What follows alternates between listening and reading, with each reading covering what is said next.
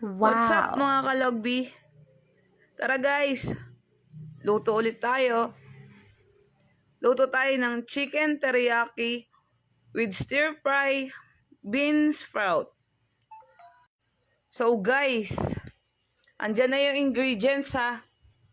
Kayo nang bahala dyan, alam nyo na gagawin. Ang galing! Ang galing!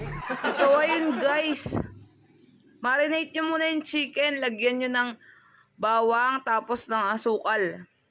Then, soy sauce. After nun, haluin nyo guys, tapos i-rest nyo lang siya ng mga 30 minutes. Pwede na yon. After nyo i-rest yung chicken guys, pwede nyo na siyang i-fried.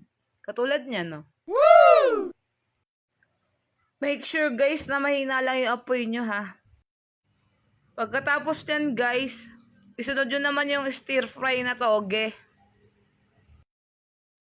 Yan guys, mag-isa lang kayo ng bawang sibuyas. Pagkatapos nyan, ilagay nyo na yung mixed vegetable. Huwag nyo masyadong lutuin guys, kasi hindi na siya masarap at hindi na rin siya crunchy. Sunod nyo naman yung bean sprout guys. Ayan guys, nilagay ko na, hindi ko rin masyado niluto yung mixed vegetable. Then, nalo ko lang, tapos nilagyan ko ng magic sarap. Nilagyan ko ng toyo. Nilagyan ko rin yan ng paminta. At nilagyan ko rin ng asin. Then, i-mix nyo lang siya guys. Ganyan.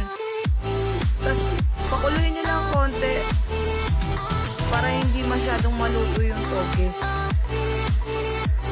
Pag niluto nyo kasi masyado, ang pangit na, hindi na maganda kainin. So, ayan guys, ganyan lang kadali, oh. Ito na yung finished product guys ng pinahid ko na chicken.